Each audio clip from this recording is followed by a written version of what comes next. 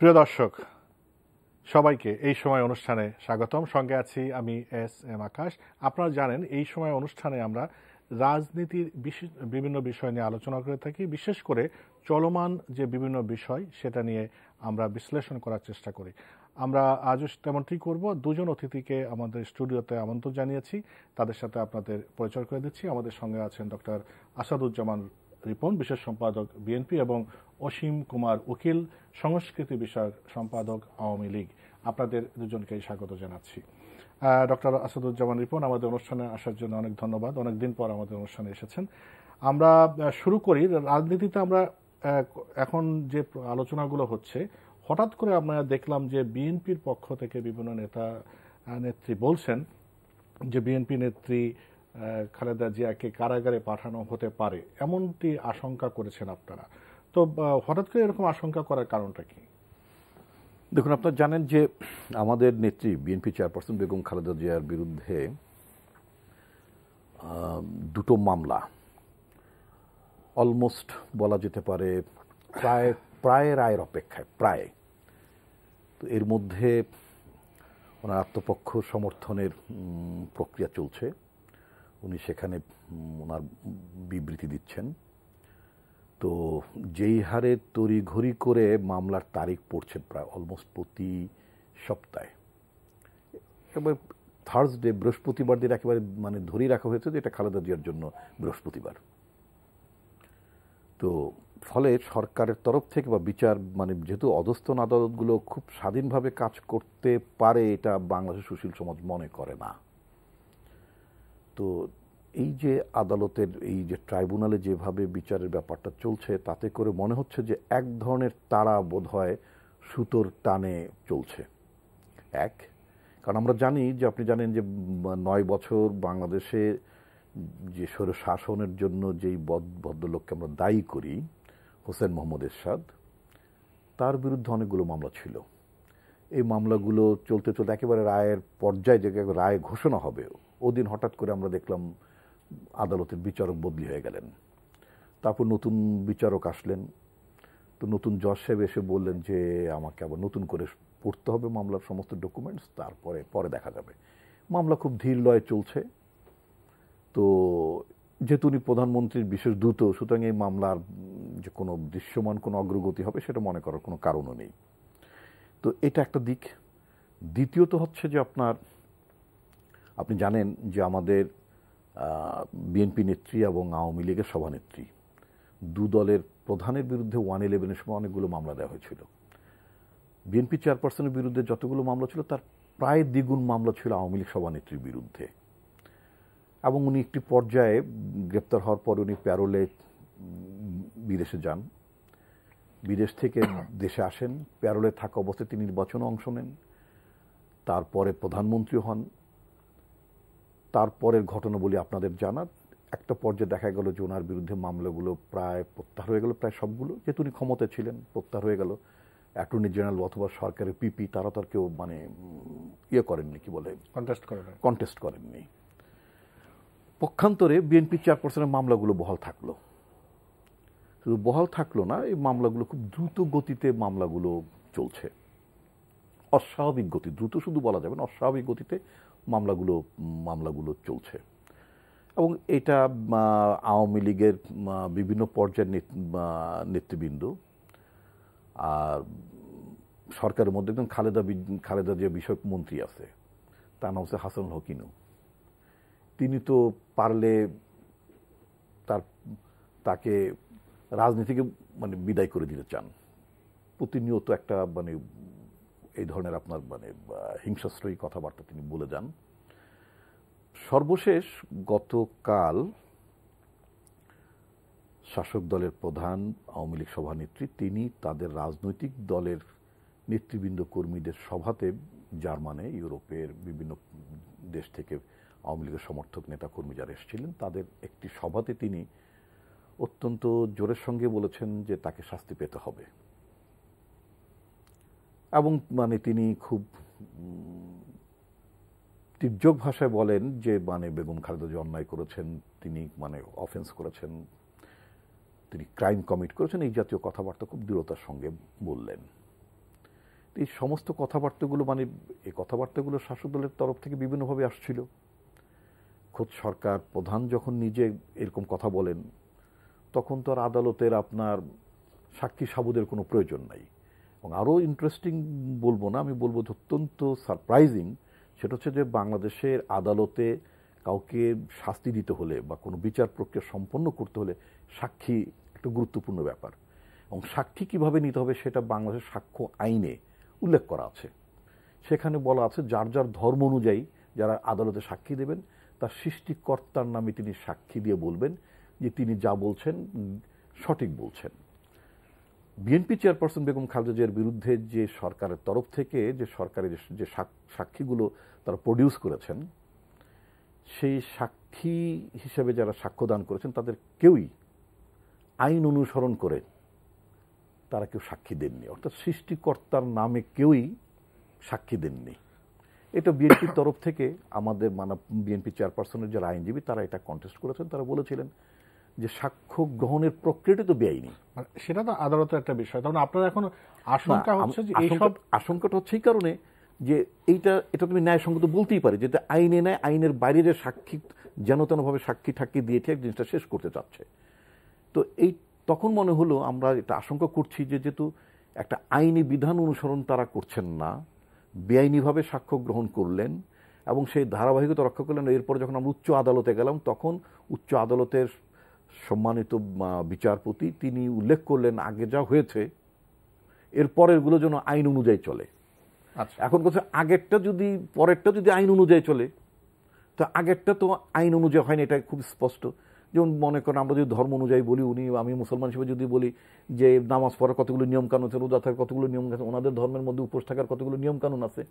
এখন যদি বলেন যে এটা ঠিক আছে, পানি টানি গোশ মাংস দুধ ভাত যা খাইছেন আগামী এর পরের বেলাটুক পর্যন্ত আপনি ঠিক মতো উপোস করেন, তো এটা উপোসও হবে না, মুসলমানদের হলে তার রোজাও হবে না। প্রত্যেকটা সেটা নিয়মকানুন আছে। তো এই নিয়মগুলো অনুসরণ ছাড়াই যখন তড়িঘড়ি করে যখন বিচার প্রক্রিয়া সম্পন্ন করার একটা উদ্যোগ আমি একেবারে ব্যাড ইনিশিয়েটিভ আমরা যখন দেখতে পাচ্ছি তখন আমরা আশঙ্কা করতেই পারি যে এটার পেছনে কোনো কুমতলব আছে, অর্থাৎ বিএনপি চেয়ারপারসনকে নির্বাচনে অযোগ্য ঘোষণা করার একটা ব্যাপার থাকতে পারে। যদিও ব্যক্তিগতভাবে আমি মনে করি আওয়ামী লীগের মতো একটি বৃহৎ দল যারা শাসন ক্ষমতায় পালাক্রমে বিএনপি আওয়ামী লীগ বারবার এসেছে, আওয়ামী লীগ একটা প্রাচীন রাজনৈতিক দল, তারা অনেক ঘাত প্রতিঘাতের মধ্য দিয়ে সে পাকিস্তান আমল থেকে শুরু করে বাংলাদেশের বিভিন্ন পর্যায়ে রাজনীতি করছেন। তারা এত বড় একটা ভুল করবেন যে তার প্রধান প্রতিপক্ষকে রাজনৈতিক লড়াই পরাজিত না করে, নির্বাচনী লড়াই পরাজিত না করে আইনকে ব্যবহার করে তাকে ডিসকোয়ালিফাই করবেন, করে তারপরে একতরফা একটা নির্বাচন করে তারা আবার ক্ষমতার ধারাবাহিকতা রক্ষা করবেন, আমি ব্যক্তিগতভাবে বিশ্বাস করতে চাই না। ডক্টর আসাদুজ্জামান রিপন, আপনার কাছে আবার আসবো। একটা ব্যাখ্যা দিয়েছেন যে কেন তারা আশঙ্কা করছেন যে বেগম খালেদা জিয়াকে আদালতে নেওয়া হতে পারে, তার যে চলমান যে তার বিরুদ্ধে যে মামলা সেটা চলছে, প্রায় শেষ পর্যায়ে চলে এসেছেন এই কারণে। এবং আরো দুটো কথা বলেছেন। আপনার কাছে যেটা জানতে চাই যে দুই নেত্রীর বিরুদ্ধেই আসলে মামলা ছিল, তো সেটা যেমন আসাদুজ্জামান রিপন অভিযোগ করেছেন যে অনেকগুলো তুলে নেওয়া হলো, তার বিরুদ্ধে তুলে নেওয়া হলো না।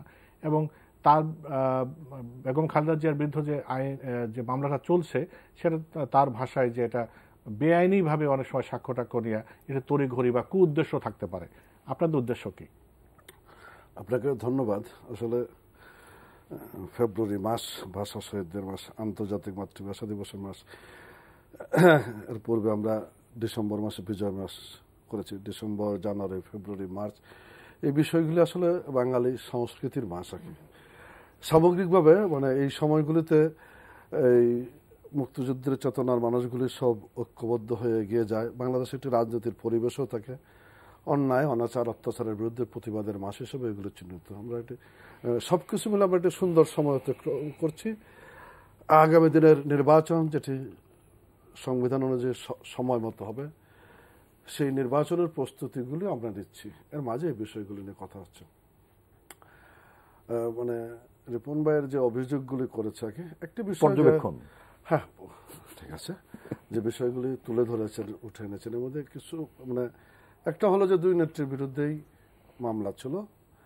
হ্যাঁ, আমরা একটা জায়গায় সেটেল করেছি খুব স্বাভাবিকভাবে। এটাই স্বাভাবিক, ক্ষমতাসীন দল রাজনৈতিক মামলাগুলি সব প্রত্যাহার করার উদ্যোগ গ্রহণ করে। এটা যখন যে দল ক্ষমতায় থাকে সেটা হয়, বিরোধী দলে থাকলে রাজনৈতিক মামলা হয়। এটা ট্র্যাডিশনালি এই ভূখণ্ডের রাজনীতির ইতিহাস তাই বলে। আমরা খালেদা জিয়ার বিরুদ্ধে যে মামলা, এটা রাজনৈতিক মামলা। আমরা যে বিষয়টা বলতে চাচ্ছি যে আমরা উদ্যোগ গ্রহণ করেছি, সেই উদ্যোগে যারা সাড়া দিয়েছে সবাই আমরা বিবেচনায় নিয়েছি, যতটুকু সম্ভব প্রত্যাহারের চেষ্টা করেছি। সেই ক্ষেত্রে বিএনপির দিক থেকে কোনো উদ্যোগী ভূমিকা ছিল বলে আমার কাছে এরকম মনে হয় না। তারপরেও তারা আগাচ্ছেন। মানে উনি যেটা আরেকটা গুরুত্বপূর্ণ পয়েন্ট ছিল, অত্যন্ত তড়িৎ গতিতে আমরা কাজটা এগিয়ে নিয়ে যাচ্ছি। আসলে রিপন ভাই, আমরা মানে আইনের শাসন প্রতিষ্ঠার ব্যাপারে আমরা প্রথম থেকে সজাগ মানে ধরেন 1996 সাল 21 বছর পরে বাংলাদেশ আওয়ামী লীগ যখন দেশ পরিচালনার দায়িত্ব পেয়েছে, তখনই আমরা মূল জায়গাটায় হাত দেওয়ার চেষ্টা করেছি আইনের শাসন প্রতিষ্ঠা, আইনের আওতায় সবকিছু আনা। আইনের শাসন প্রতিষ্ঠার অভাবেই বাংলাদেশের রাজনীতিতে নানান মানে চোরাবালির পথ তৈরি হয়েছে আর কি। সেক্ষেত্রে ধরুন আমরা 75-এর 15 আগস্টের বঙ্গবন্ধু নির্মম হত্যাকাণ্ডের বিচার কাজটা আমরা শুরু করি। আমরা 96 সাল থেকে 2001 সাল পর্যন্ত দায়িত্বে থাকাকালীন সময়ে এই মামলার রায় বাস্তবায়ন করতে পারিনি। নিম্ন আদালতে শেষ হয়ে গেছিল, উচ্চ আদালতে যাওয়ার সময় হয়নি। তার পরবর্তী সময়ে বিএনপি সরকার গঠন করে। 5 বছর ওই মামলার নথিতে ধুলাবালুর স্তূপ জমেছিল, পরে ছিল আর কি হাতানো। তারপরে আবার বাংলাদেশ আওয়ামী লীগ পরবর্তী সময়ে আবার সরকার গঠন করার পরে জায়গাগুলো হাত দেওয়া হয়। আমরা নিজেরাও দেখেছি আর কি যে বাংলাদেশের আইনি প্রক্রিয়াটা অত্যন্ত স্লো। যে কোনো কারণেই হোক, আমরা ইচ্ছা করলেই খুব দ্রুত তার সাথে পাই না। নারায়ণগঞ্জ 7 মার্ডার কারোর জন্য স্লো হয়, কারোর জন্য আবার ত্বরান্বিত হয় বিষয়টা। না, বাংলাদেশের যেমন এরশাদের কথা উদাহরণ দিয়েছে, এরশাদের মামলার ক্ষেত্রে। এরশাদের মামলা তো এখনো রয়ে গেছে, সেটেল হয়নি। অদ্যাবধি মামলা আছে, দিলে হচ্ছে, সেটা সেই অভিযোগ করেছে। না, সেটা অভিযোগের তীর ছুঁড়ে দেওয়া যেতে পারে। বাস্তবতার আলোকেই কথা বলছি আমি। মানে আমাদের বাংলাদেশের আইনি প্রক্রিয়াটাই অত্যন্ত স্লো। সেক্ষেত্রে মানে চেষ্টা করা হইতে পারে দ্রুততার সাথে করার জন্য। দ্রুততার সাথে কোনো মামলা হ্যান্ডেল করাটা তো অন্যায় হইতে পারে না। ব্যাপার হচ্ছে যে মামলাটা সঠিক পথে পরিচালিত হচ্ছে কিনা, সেই জায়গাটায় দেখা। এখন যেমন আরেকটা অবজারভেশন দিয়েছে মাঝে বলি, যেমন মাননীয় প্রধানমন্ত্রী যেমন বলেন তাকে শাস্তি পেতে হবে, এই ধরনের কমেন্ট যখন করে তখন মামলায় বিএনপি থেকে বারবার বলা হচ্ছে যে প্রধান নির্বাহী যখন এরকম কথা বলেন তখন মামলা প্রভাবিত হয়ে যাওয়ার একটা আশঙ্কা থাকে। রিপন ভাই কিন্তু তার ওই অভিযোগটাকে উত্থাপনের সময় বলেছেন জার্মানিতে বাংলাদেশ আওয়ামী লীগ এর নেতা কর্মীদের একটি সমাবেশে উনি কথা বলেছেন। উনি তখন আওয়ামী লীগ সভানেত্রীও, আওয়ামী লীগ সভানেত্রী হিসেবে আওয়ামী লীগ নেতা কর্মীদের কাছে এই বিষয়গুলো উপস্থাপন করেছেন, মাননীয় প্রধানমন্ত্রী হিসাবে নয়। ওনার এই দ্বৈত সত্তাকে স্বীকার করে নিয়ে কোন জায়গায় কোটা বলেছেন। উনি কিন্তু পার্লামেন্টে দাঁড়িয়ে বলছেন না বিষয়টা। হ্যাঁ, মানে পার্লামেন্টে দাঁড়িয়ে বিষয়গুলি বলছেন না, বলছেন জার্মানিতে বাংলাদেশ আওয়ামী লীগের ইউরোপের বিভিন্ন দেশ থেকে আসা আওয়ামী লীগের নেতা কর্মীদের একটি সমাবেশে বলেছে। এই মেসেজগুলি তো দেওয়া দরকার, বাংলাদেশ কোন জায়গায় আছে, কিভাবে চলছে, বা মেসেজগুলি জানতেও চায়। সেখানে বিচার ব্যবস্থাকে প্রভাবিত করার লক্ষ্যকে সামনে রেখে এমন কোনো পদক্ষেপ গৃহীত হয়নি। আমরা খুব স্পষ্ট ভাষায় বলছি আইনের শাসন প্রতিষ্ঠার পক্ষে আমরা, রাজনৈতিক হ্যারাসমেন্টের পক্ষে আমরা না। কিন্তু রাজনৈতিক কর্মকাণ্ড পরিচালিত হয়েছে, রাজনৈতিক যে সমস্ত অপকর্ম হয়েছে তার দায়ভার তো কাউকে না কাউকে নিতেও হবে। আপনার মামলা মোকদ্দমা, রিপন ভাইয়ের ছাত্র রাজনীতি করে আসা মানুষ, আমিও ছাত্র রাজনীতি, আমরাও প্রচুর মামলা নিয়ে বড় হয়েছি, আমাদের কারাগারের যাওয়ারও অভিজ্ঞতা আছে। এটি আর যারা সিনিয়র আর কি, মানে আমাদের বঙ্গবন্ধুর আমল কথাগুলো তো একটা ব্যাগ রেডি থাকতো, লুঙ্গি যে কোনো সময় যেতে হতে পারে, সেইগুলি তো অহংকারের বিষয়, গর্বের বিষয় বলে আজকের দিনে এটা হয়তো সেই পর্যায়ে নাই, সেই গ্র্যাভিটিটুকু হয়তো লস হয়েছে। এটা সামগ্রিকভাবে রাজনীতির আমাদের অবক্ষয়ের জন্য এই দায় দায়িত্বটা রাজনীতিবিদ হিসেবে সকলেরই নিতে হবে। কিন্তু এই বৃত্তটা ভেঙে বেরিয়ে আসতে হবে। আমার কাছে যেটা মনে হচ্ছে, আপনি যে জায়গা থেকে রিপন ভাইকে প্রশ্নটা করেছিলেন, আগামী দিনের জাতীয় সংসদ নির্বাচনকে সামনে রেখে বিএনপির নেতা কর্মীদেরকে রাজপথে আনার জন্য, সংগঠিত করার জন্য, সচল করার জন্য এরা এই ইস্যুটাকে মাঠে ছেড়েছে। বিএনপির নেতা কর্মীদেরকে যখন কোনো অর্থেই মানে রাজপথে জড়ো করা সম্ভব হচ্ছে না, কঠিন হচ্ছে। প্রোগ্রাম দিচ্ছে একের পর এক, কিন্তু প্রোগ্রামগুলি সাকসেসফুল করার ক্ষেত্রে অন্তরায় হয়ে দাঁড়িয়েছে বিশেষত নেতা কর্মীদের রাজপথের অনুপস্থিতি। সেই ক্ষেত্রে দলীয় চেয়ারপারসনের বিরুদ্ধে যখন মামলার বিষয়টা আসছে তখন সকল পর্যায়ের নেতা কর্মীরা একটু লড়ে চড়ে বসছে, রাজপথে আসছে। আগামী দিনের জাতীয় সংসদ নির্বাচনকে সামনে রেখে দলকে সচল করা, দলকে সুসংগঠিত করার একটা কৌশল হিসাবে, রাজনৈতিক কৌশল হিসেবে তারা এটা গ্রহণ করেছেন। এর বাইরে অন্য কিছু আছে বলে আমি মনে করি না। এটার সাথে একমত যে রাজনৈতিক কৌশল হিসেবে এটা আসলে, দেখুন, এটা রাজনৈতিক কৌশলের বিষয় না। আমি আপনাকে আরেকটা উদাহরণ টানতে চাই। তাহলে আমি ব্যক্তিগতভাবে আমার তো অন্য কোনো জীবিকা নাই, শুধুমাত্র আমি সংবাদপত্রে কাজ করি, আমি মিডিয়ার লোক। ছাত্র জীবন থেকে আমি লেখালেখি করি এবং এখন তাই এটি আমার পেশা। সেই হিসেবে আপনি যদি আমি একটা উদাহরণ টানতে চাই, অতি সম্প্রতি মাত্র কয়েকদিন আগে আপনাদের একটা টিভি চ্যানেলের দুজন সাংবাদিক, একটা সাংবাদিক দম্পতি সাগর এবং রুনি, তাদের হত্যাকাণ্ডের 5 বছর পূর্তি হয়ে গেল কয়েকদিন আগে। 60 মাস, 60 মান্থস। এই হত্যাকাণ্ড সংঘটিত হওয়ার পর তৎকালীন স্বরাষ্ট্রমন্ত্রী সারা খাতুন উনি বললেন যে 48 ঘন্টার মধ্যে হত্যাকারীদেরকে গ্রেপ্তার করা হবে। তারপরে সেটা আমরা আলোর মুখ দেখলাম না, কিছুই অগ্রগতি দেখলাম না। তারপরে স্বরাষ্ট্রমন্ত্রী বদলে আসলেন মখালঙ্গি সাহেব। মখালঙ্গি সাহেব বললেন যে 15 দিনের মধ্যে গ্রেপ্তার করা হবে। তো মখালঙ্গি সাহেবের টেনিউর শেষ, এর মধ্যে কোন অগ্রগতি নেই। এরপর নতুন আরবার স্বরাষ্ট্রমন্ত্রী আসছেন, তিনি বললেন যে এটা র্যাব তদন্ত করছে, অগ্রগতি কি এটা আপনাদেরকে জানাবো। 60 মান্থস অফ এ মার্ডার। এবং সমস্ত হত্যাকাণ্ডকেই আমি সমানভাবে নিন্দা করি, সমস্ত হত্যাকাণ্ডকেই আমরা প্রতিবাদ করি। সেটা রাজনৈতিক হত্যাকাণ্ড হোক, সেটা একজন সাংবাদিক পেশাজীবীদের বেলায় হোক, বা একটা সাধারণ মানুষের জীবন। কোনো মানুষের জীবনে তুচ্ছ নয়। সাগরুনির হত্যাকারীদের খুঁজে বের করা, তদন্ত করা, সম্ভাব্য কারা হতে পারে তাদের কোনো ব্যাপারে অগ্রগতি হয়নি। কিন্তু রাজনৈতিক কৌশল যে আমরা নেই না, রাজনৈতিক কৌশল শাসক দলের তরফ থেকে নেওয়া হয়, তার কারণ হচ্ছে যে সাগরুনির হত্যাকাণ্ডের কোনো অগ্রগতি 60 মাসে পাওয়া গেল না, 60 সেকেন্ডের কোনো অগ্রগতি আমরা দেখতে পেলাম না। পক্ষান্তরে বেআইনি সাক্ষী নিয়ে নানা কায়দায় প্রতি সপ্তাহে তারিখের পর তারিখ দিয়ে বেগম খালেদা জিয়াকে যখন মামলার রায়ের চূড়ান্ত পর্যায়ে যখন ঠেলে দেওয়া হয়, তখন কি বলা যেতে পারে যে এটা রাজনৈতিক কৌশল? আমরা তো দেখতে পাচ্ছি যে সেটা হচ্ছে যে শাসকরা একটা মারাত্মক ভুল করার পথে এগুচ্ছে।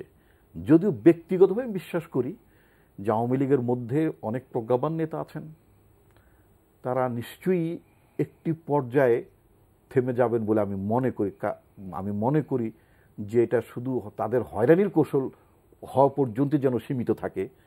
তারা রাজনীতিতে নিজেরা বড় ধরনের ব্লান্ডার করুক, এটা কারণ আওয়ামী লীগ যখন ব্লান্ডার করে, বিএনপি যখন ব্লান্ডার করে, এই বড় দলগুলো ব্লান্ডার করলে জাতির খেসারত অনেক দিতে হয়, গণতন্ত্রের খেসারত অনেকভাবেই দিতে হয়, প্রতিষ্ঠানগুলো ধ্বংস হয়ে যায়। আমি বিশ্বাস করতে চাই যে আওয়ামী লীগ বড় মাপের পলিটিক্যাল ব্লান্ডার করবে না।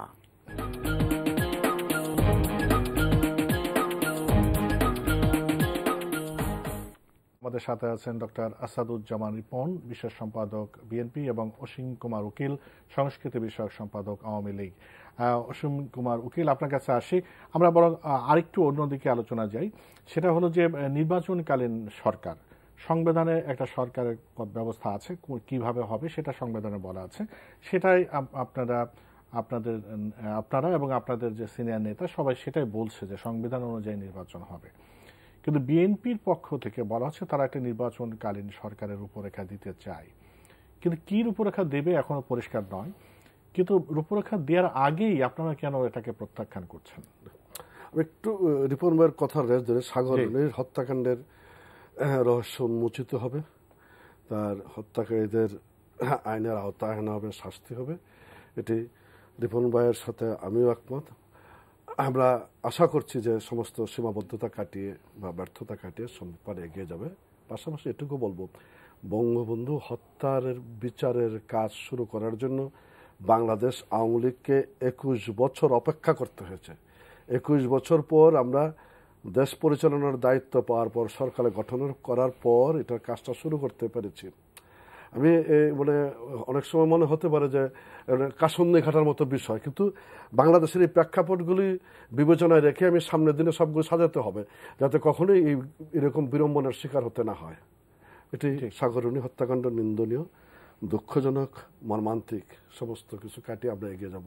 মাননীয় স্বরাষ্ট্র, আমরা সেটাই প্রত্যাশা করি এবং সারা দেশের জনগণ সাগরণীর বিষয়টা এমন প্রত্যেকটা মানুষ এটা বিচার দেখতে চায়। হ্যাঁ, সেটা আমরা এগিয়ে যাই। আপনি যেটা বলছেন নির্বাচনকালীন সহায়ক সরকার, অবশ্যই মানে আমরা এই মহামান্য রাষ্ট্রপতি যখন সার্চ কমিটি গঠন প্রক্রিয়ার অংশ হিসেবে রাজনৈতিক দলগুলির সাথে আলোচনায় বসা হয়, তখন বাংলাদেশ আওয়ামী লীগের যে টিম মাননীয় প্রধানমন্ত্রী শেখ হাসিনার নেতৃত্বে মহামান্য রাষ্ট্রপতির সাথে দেখা করে বাংলাদেশের আওয়ামী লীগের প্রস্তাবগুলি পেশ করেছিলেন। সেখানে নির্বাচনকালীন সহায়ক সরকার বা নির্বাচনকালীন যে সরকার, সেই সরকার কাঠামো সম্পর্কে একটি রূপরেখা প্রণয়ন করা হয়েছে। সেখানে স্পষ্টতই বলা হয়েছে যে নিঃসন্দেহে বর্তমান যে সরকার আছে সেই সরকারই সেই সময় ক্ষমতায় থাকবে, কিন্তু সেই সরকারের মন্ত্রী পরিষদের মাননীয় সদস্যবর্গ কেবলমাত্র রুটিন ওয়ার্কগুলি করবেন, এর বাইরে কোনো নীতি নির্ধারণের সিদ্ধান্ত যাবেন না। প্রথমত এটা। দ্বিতীয়ত, নির্বাচন রিলেটেড, নির্বাচনের সাথে প্রয়োজনীয় যে সমস্ত মন্ত্রণালয় বা সংস্থা কর্মরত থাকবে তাদের সবগুলি নির্বাচন কমিশনারের হাতে ন্যস্ত করা হবে। নির্বাচন কমিশনার এগুলি, যেমন স্বরাষ্ট্র মন্ত্রণালয় নির্বাচনের জন্য অত্যন্ত গুরুত্বপূর্ণ একটি বিষয়, সেই স্বরাষ্ট্র মন্ত্রণালয় থাকবে সিসির হাতে। অনুরূপভাবে যে মন্ত্রণালয়গুলি দরকার সবগুলি এটা থাকবে। সেটা বাংলাদেশ আওয়ামী লীগের পক্ষ থেকে মহামান্য রাষ্ট্রপতির কাছে প্রস্তাবনাকে দেওয়া হয়েছে। Let us proceed. তারপরে অবশ্যই বিএনপি যেমন তাদের মহামান্য রাষ্ট্রপতির সাথে 13 দফা দেওয়ার পূর্বে ওনারা কিন্তু প্রেস কনফারেন্স করে তাদের দাবিগুলি জনসমক্ষে দিয়েছে। এবার সামগ্রিক প্রক্রিয়াটা অনেক স্বচ্ছ ছিল। অনেক ফেব্রুয়ারি মাসের 8 তারিখ নির্বাচন কমিশনের মেয়াদ শেষ হবে, সেটা আরো 6 মাস আগে থেকেই আলোচনার মধ্যে সবাই নিয়ে এসেছিল। ফলে আলোচনাগুলি খুব ভালো হয়েছে এবং আলোচনার রেজাল্ট হলো যে নির্বাচনী পরিবেশ তৈরি হচ্ছে, মানুষ নির্বাচনমুখী হচ্ছে আলোচনাগুলি করার যখন সুযোগ আছে। নির্বাচনকালীন সরকার নিয়ে বিএনপি বলেছে তারাও একটি রূপরেখা প্রণয়ন করবে, সেটি করতেই পারে। আমার স্ট্যান্ডটা আমি বলেছি যে আমার যে সরকার আছে সেই সরকারের নেতৃত্বে আমরা পরিচালিত হবে, সংবিধান মতোই আমরা পরিচালিত হবে। সেখানে আমাদের যে প্রস্তাব বলেছে সে আলোকে যাব। আমি বিএনপির প্রস্তাবনা দিতে পারবো না, আমি সে কথা বলছি না, বা অন্য কোনো দল প্রস্তাবনা দিবে না আমি তাও বলছি না, সবাই দিবে। তারপরেও মাঠটুকু আমরা যদি সবাই একমত থাকি, আমরা আগামী দিনের জাতীয় সংসদ নির্বাচনটি করতে চাই অংশগ্রহণমূলক। আমরা মনে করি যদি সবাই মিলে ক্ষমতা পালাবদল হবে নির্বাচন প্রক্রিয়ার মধ্য দিয়ে, সেই নির্বাচন প্রক্রিয়াটাই হবে গণতন্ত্রের ভিত্তি, মূল পিলার। সেক্ষেত্রে আলাপ আলোচনার জায়গাগুলো উন্মুক্ত আছে, আলাপ আলোচনা হতেই পারে, হবে না আমরা তা বলছি না। তবে রাজনীতির মাঠে যে অনেক কথা হয়, রাজনীতির কুটচালও আছে, চালাচালিও আছে, কিন্তু ফাইনালি ডিসিশনটা কি নিচ্ছি সেটার উপরেই কিন্তু সামগ্রিকভাবে সবকিছু নির্ভর করছে। আমি বাংলাদেশ আওয়ামী লীগের একজন অ্যাক্টিভিস্ট হিসেবে মনে করি যে জায়গাগুলি সবগুলো উন্মুক্ত আছে এবং আগামী দিনগুলি শুভ হবে, সুন্দর হবে, সকলের কাছে গ্রহণযোগ্য হবে। জি, অনেক ধন্যবাদ। আপনি কি মনে করেন যে সুন্দর সুন্দর কথা বললেন অসীম কুমার উকিল, যে আলোচনার পথ রুদ্ধ হয়নি, এবং কিন্তু বিএনপি নেতাদের কাছ থেকে আজকেও বলেছেন একজন নেতা যে এই যে প্রস্তাব দেওয়ার আগেই মানে এটা প্রত্যাখ্যান করা, যে ফর্মুলা দিয়ে লাভ নেই বা মানে আলোচনার পথটা রুদ্ধ হয়ে যায়।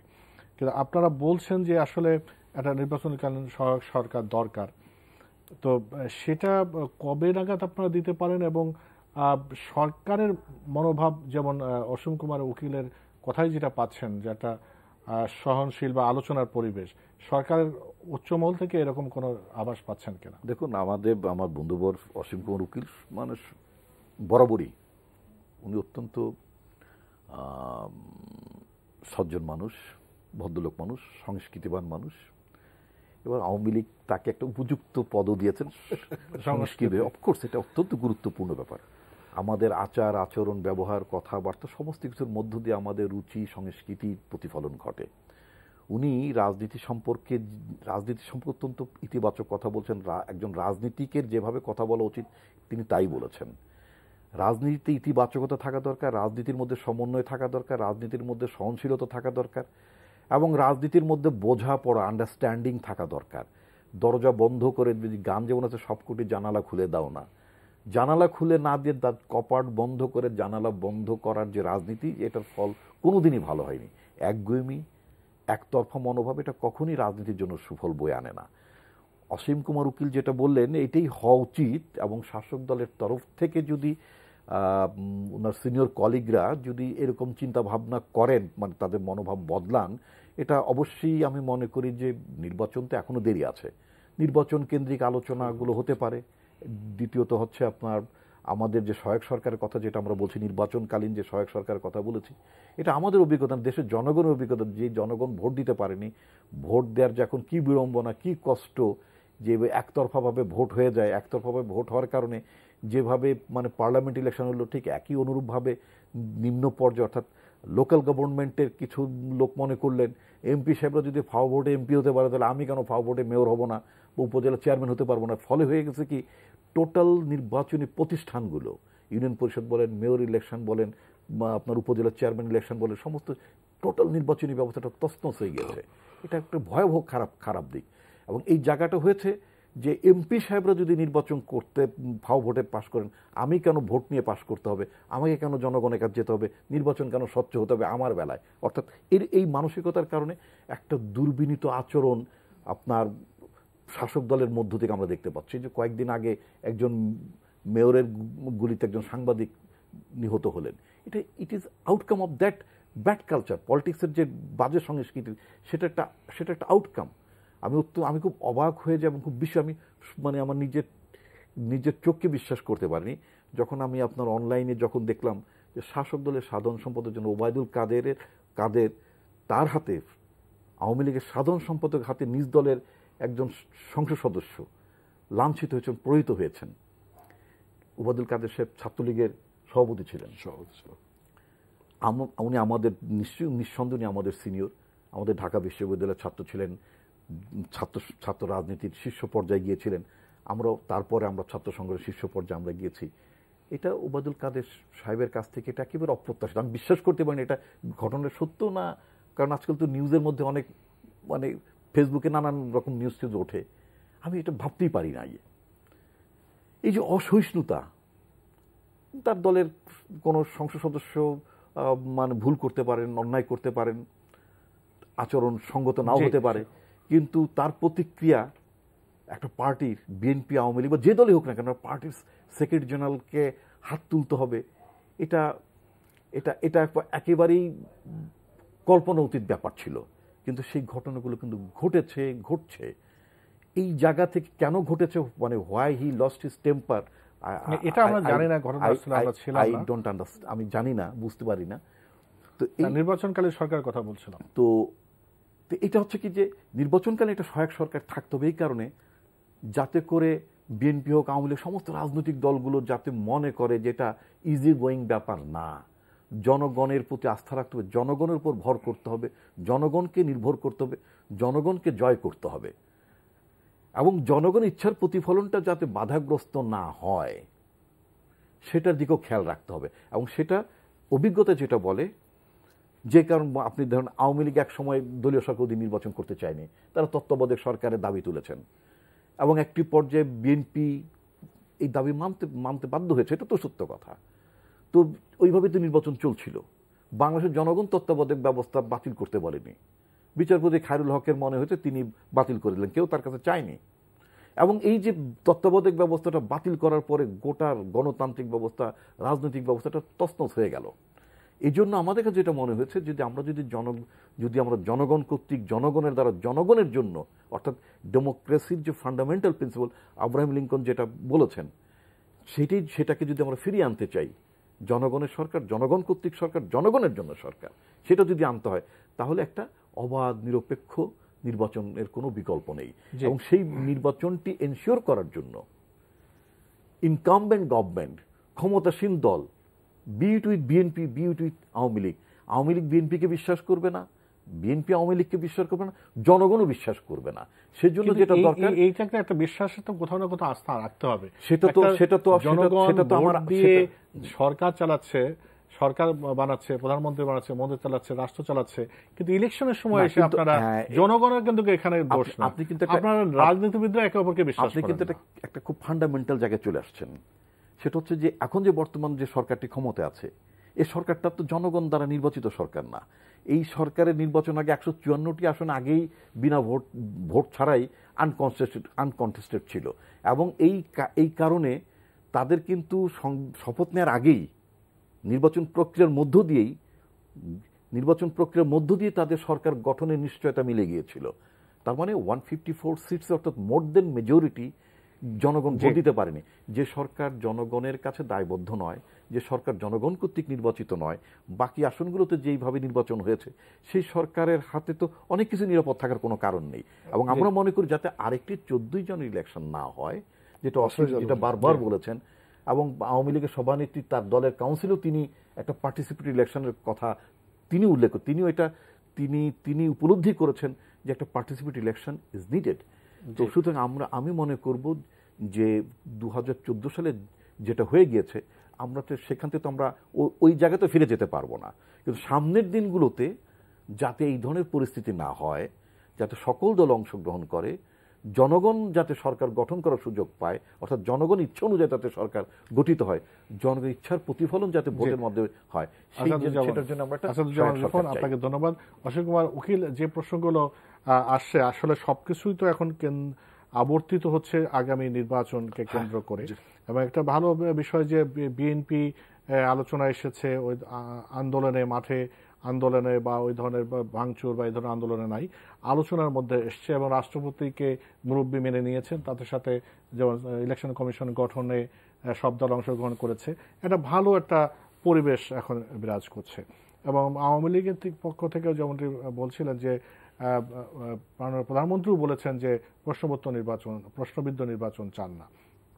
তো সেক্ষেত্রে এই নির্বাচন সহায়ক সরকার কেমন হবে সেটা নিয়ে একটু দেখা যাচ্ছে যে সরকারি দল এবং বিএনপির মধ্যে একটা পার্থক্য আছে। পার্থক্য না, আসলে মূলত আসলে আমরা তো এখনো প্লেসই করি, এখনো প্লেস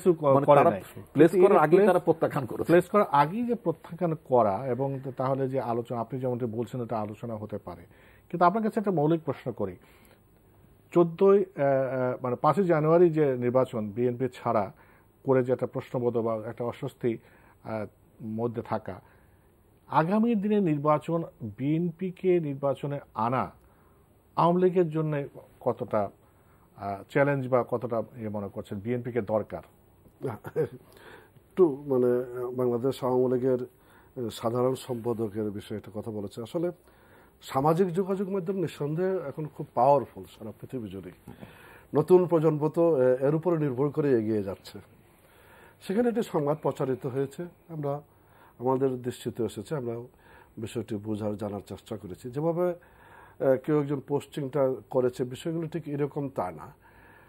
আমাদের জনাব ওবায়দুল কাদের সাধারণ সম্পাদকের দায়িত্ব প্রাপ্তির পর 100 দিন অতিক্রান্ত হয়েছে কিছুদিন পূর্বে একই, উনি কিন্তু দায়িত্ব প্রাপ্তির পর এই সময়টুকুতে দেশের সারাটা দেশ ঘুরে বেড়াচ্ছেন, দলকে সচল করার জন্য, সংগঠিত করার জন্য কাজ করছেন। এবং যে বিষয় নিয়ে আলোচনা করছি, আগামী দিনের নির্বাচনে বাংলাদেশ আওয়ামী লীগ যেন ভালো রেজাল্ট নিয়ে আসতে পারে, বাংলাদেশ আওয়ামী লীগ যেন সরকার গঠন করার মতো আসন বের করে নিয়ে আসতে পারে, দলের ভিতরে অন্তর্দ্বন্দ্ব, অন্তর্কলহ, ভুল বোঝাবুঝি, ভালো লাগা মন্দ লাগা বিষয়গুলোকে মিনিমাইজ করার চেষ্টা করছেন, এগিয়ে যাচ্ছেন সম্মুখপানে। সেখানে কোনো একটি অনাকাঙ্ক্ষিত ঘটনা ঘটতেই পারে। এবং উনি 2 দিন যাবৎ রাজশাহী অঞ্চলে প্রোগ্রাম করে ফিরতেছিলেন, সেখানে যমুনা রিসোর্টে খাওয়ার বিরতিতে গিয়েছিল নাকি, সেখানে কোনো একটি অনাকাঙ্ক্ষিত ঘটনা হয়তো ঘটতেও পারে। কিন্তু এটা যেভাবে প্রচার মাধ্যম বা সামাজিক যোগাযোগ মাধ্যমে যেভাবে এসেছে, বিষয়টা আসলে সেরকম না। আপনি নিজেও জানেন যে দলীয় নেতা কর্মীদের পরিবেষ্টিত অবস্থায় অনেক আলাপ আলোচনা হয়, সরকারি দলের আসলে আলাপ আলোচনার সাথে বেশি হয় অভিযোগ, অনুযোগ, পাওয়া না পাওয়ার মর্মবেদনা, যন্ত্রণা, এগুলি হয়, এবং নেতা হিসেবে এগুলো শুনতে হয়, শুনে সলিউশনও দিতে হয়।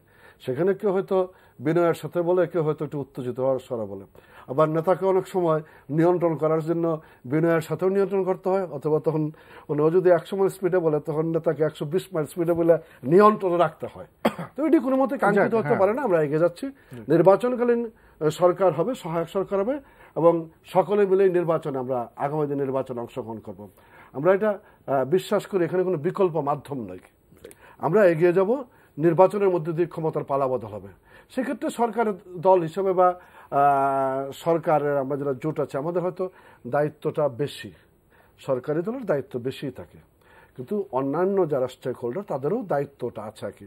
সেখানে দায়িত্বটা তাদের কম হতে পারে, আমার বেশি হতে পারে, রিপন ভাইয়ের হয়তো কম হতে পারে, আমাদের দিক থেকে হয়তো বেশি থাকতে পারে। আমরা সেই উদ্যোগটা গ্রহণ করেছি এবং আমি বিশ্বাস করি আগামী দিনের যে নির্বাচনটি হবে, আগামী জাতীয় সংসদের যে নির্বাচনটা হবে, এটা মডেল হিসেবে দাঁড়াবে, যার উপর দাঁড়িয়ে ভবিষ্যতের বাংলাদেশের নির্বাচনী ব্যবস্থা এগিয়ে যাবে। নতুন করে মানে কিসের ভিত্তিতে এটা বলছেন? আমার প্রশ্নটা যেমন ছিল যে বিএনপি ছাড়া আবার বিএনপিকে নিয়ে এবং অন্যান্য সব রাজনৈতিক দলকে নিয়ে নিবন্ধিত রাজনৈতিক দলগুলো, হ্যাঁ নিবন্ধিত রাজনৈতিক নিয়ে একটা ইনক্লুসিভ ভালো নির্বাচন হবে, সেটার জন্য আওয়ামী লীগের সামনে চ্যালেঞ্জ কি? যেমন বিএনপির পক্ষ থেকে অনেক সময় বলা হয় যে আমরা এই সরকারের অধীনে নির্বাচনে যাব না, শেখ হাসিনার অধীনে নির্বাচনে যাব না, সহায়ক সরকারের কথা বলছে, যদিও সহায়ক সরকারের রূপরেখা এখনো জানি না। দেবে, তারা দেবে, হ্যাঁ না সেগুলি বললাম না, রাজনীতির মাঠের এই পদক্ষেপগুলি নেওয়া থাকে। একদিকে যেমন কর্মীদেরকে সুসংগঠিত করা, অন্যদিকে ক্ষমতাসীন দলকে একটা মেসেজ দেওয়া যায় একটু পরিবর্তন চাচ্ছি। আমরা তো বলছি যে আমাদের সামগ্রিক পদক্ষেপটা হচ্ছে সবাইকে নিয়ে নির্বাচন করা, নিবন্ধিত রাজনৈতিক দলগুলোকে নির্বাচনটুকু করা। সেক্ষেত্রে আমাদের দিক থেকে আমরা সরকারি দলের রাজনৈতিক কর্মী হিসেবে আমাদের জানা মতে, আমাদের বিবেচনা মতে গৃহীত সামগ্রিক পদক্ষেপগুলি হয়েছে সবাইকে নিয়ে নির্বাচনে যাওয়া।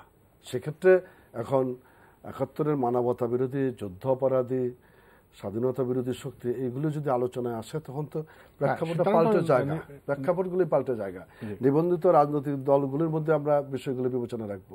আমি তো বলেছি যে আমাদের পদক্ষেপটাই হবে মানে নির্বাচন প্রক্রিয়া নিয়ে, নির্বাচন পদ্ধতি নিয়ে, নির্বাচন কমিশন নিয়ে আগামী দিনে যেন আমাদের কাউকে আর কোনো বাকবিতণ্ডা জড়িয়ে পড়তে না হয়, আগামী দিনে যেন আমাদের কাউকে আর মিছিল মিটিং করতে না হয়। আমরা নির্বাচন কমিশনকেও যেমন ঢেলে সাজিয়েছে, ম্যান পাওয়ার দিয়েছি, বাজেট করেছি, নির্বাচন কমিশনের আলাদা সচিবালয় এখন হয়েছে, সামগ্রিক পদক্ষেপগুলো আমরা গ্রহণ করেছি।